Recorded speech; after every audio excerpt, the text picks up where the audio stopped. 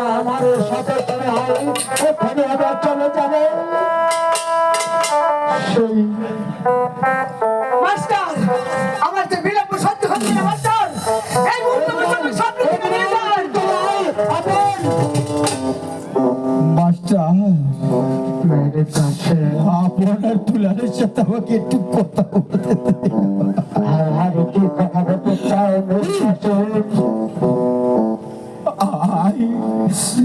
একবার আমার কাছে আমি তো খাচ্ছি না, আমাদের পিতাজি আমাদের জমিদার মাটি আমি তো খাচ্ছি না। আমি আর কেটে কি হবে? কত পাপি হয়ে গেলাম রে। শত কাটলাম।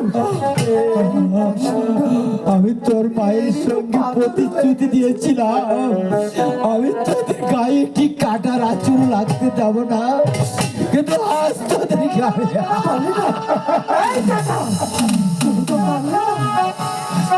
তুমি তো পারলে না। না, আমাদের মাঝে কথা আমি দিয়েছে।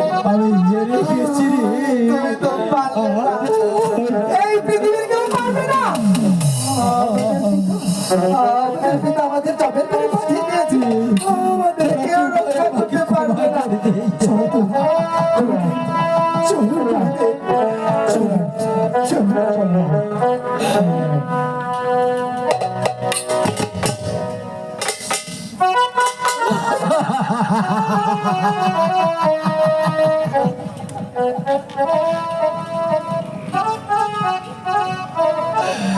রানী রাজলক্ষ্মী, স্বর্গ হতে তাকিয়ে দেখো তোমার দুটি সন্তানকে আমি রক্ষা করতে পারি।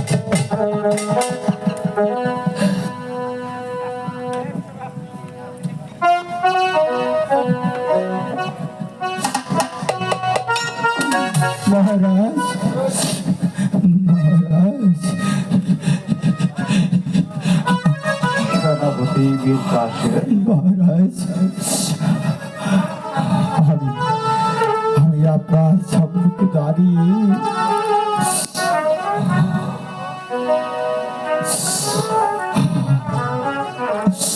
যে সিংহাসনটি মর্যাদা করে আসতাম সেই সিংহাসনে মর্যাদা রাখতে পারলাম না। মহারাজ দুটি সন্তানকে রক্ষা করতে মহারাজ, মহারাজ তাকিয়ে দেখুন আমাকে আপনারা যে চাকরি দিয়ে যে হাতিয়ারটা আমার হাতে তুলে দিয়েছিলেন,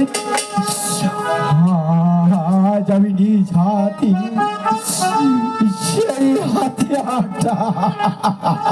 সেনাপতি বীর কাশেম ভাই,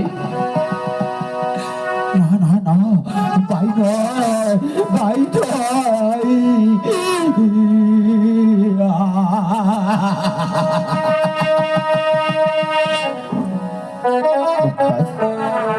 মহারাজ, মহারাজ, এই তো তাকিয়ে দেখুন যে হাতিয়ার আমার হাতে তুলে দিয়েছিলেন সেই হাতিয়ার আপনার পদতলে রেখে। সেনাপতি শুধু হাতিয়ার নয়, আরো দিয়েছিলেন রানী রাজলক্ষ্মীর পছন্দের এই সেনাপতির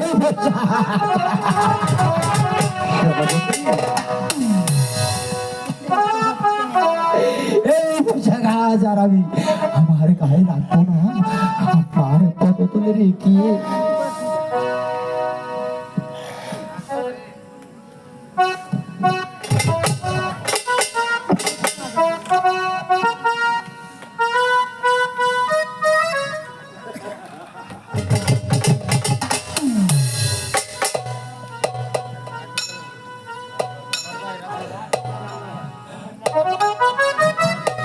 মহারাজ, আপনার রাজ্যের চাকরি ছেড়ে আমি অন্য রাজ্যে চলে যাব, আমাকে ক্ষমা করে দেবেন মহারাজ।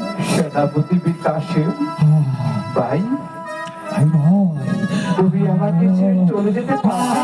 আমি চলে যাবো, আমি রানী রাজলক্ষ্মীর সঙ্গে কথা দিয়েছিলাম, সেই কথা আমি রক্ষা করতে পারিনি বিধান যেখান থেকে মাহারা দুই সন্তান আপনার দুলাল চলে গেছে, আজ ওই যুবকের মেয়ের কাছে সেই পথে চলে যাব। কিন্তু আমি বলতে চাই, চাকরি ছেড়ে দিয়ে কি করে খাবে? ঠিকই বলেছেন ছোট রানী, আপনি আমার খাওয়ার চিন্তা করবেন না। এই রাজ্য ছেড়ে আমি অন্য রাজ্যে চলে যাব। বাজারে বাজারে আমি হাতে ছাড়া গাড়ি খাবো, তাতে যদি এই পেটের একে মুষ্ট ভাত আমি জোগাড় না করতে পারি, আমি বাজারে বাজারে কসাইগিরি করে খাবো, তাতেও যদি এই পেটের একে মুষ্ট ভাত আমি জোগাড় না করতে পারি, মানুষের দাঁড়িয়ে দাঁড়িয়ে আমার এই হাতটা পেতে একই দুই পয়সা বিক্রি করে আমার পেটটাকে আমি চালাবো, তাতেও যদি আমি আমার এই পেটের একে মুষ্ট ভাত জোটাতে পারি, আমার নিজ হাতে যেমনি ভাবে শিক্ষা গুরু মাস্টার আপন দুলালকে হত্যা করতে নিয়ে গেছে, তেমনি ভাবে আমার জীবনটাকে আমি আত্মহত্যা করবো। তবু আমি আর চাকরি করবো না মহারাজ, আমি চাকরি করবো না। সেনাপতি বীর কাশেম মহারাজ ভাই, যেতে চাই। তুমি এভাবে চলে গেলে আমি বিশাল রাজ্যে কাকে দিয়ে কেন মহারাজ? কেন আমি আছি, মন্ত্রী জং বাহাদুর আছে, আর কি চাই মহারাজ? হ্যাঁ হ্যাঁ, তুমি আছো, মন্ত্রী জং বাহাদুর আছে।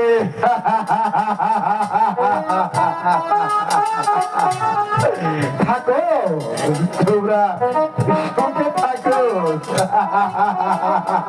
ভাই সেনাপতি বীর কাশেম ভাই, তুমি আমাকে সঙ্গে দিয়ে চলো ভাই, আমাকে সঙ্গে দিয়ে চলো।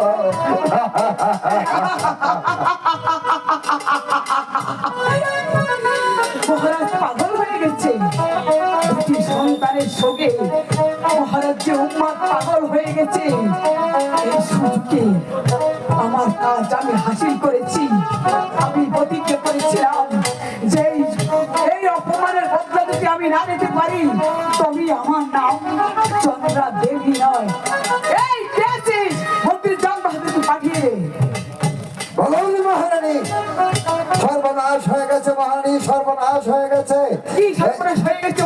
এই মুহূর্তে যদি রাজা খুলে মধ্যে ফেরিয়ে যেতে পারে, তাহলে আমার আর আপনাকে রক্ষা করবে কে? এই মুহূর্তে আমাকে দেরকে পড়িয়ে যেতে হবে। তাহলে উপায় কি এখন বলুন মন্ত্রীময়? আমি তো কিছুই বুঝতে পারছি না মহারানী। যেভাবে হোক ওই মহারাজকে রাস্তায় থেকে ফিরাতেই হবে, ঠিক আছে, যাতে ওই আপন দুলালের কাছে যেতে না ঠিক পারে। আছে। চলুন মহারানী, চলুন। তাই চলুন, তাই চলুন।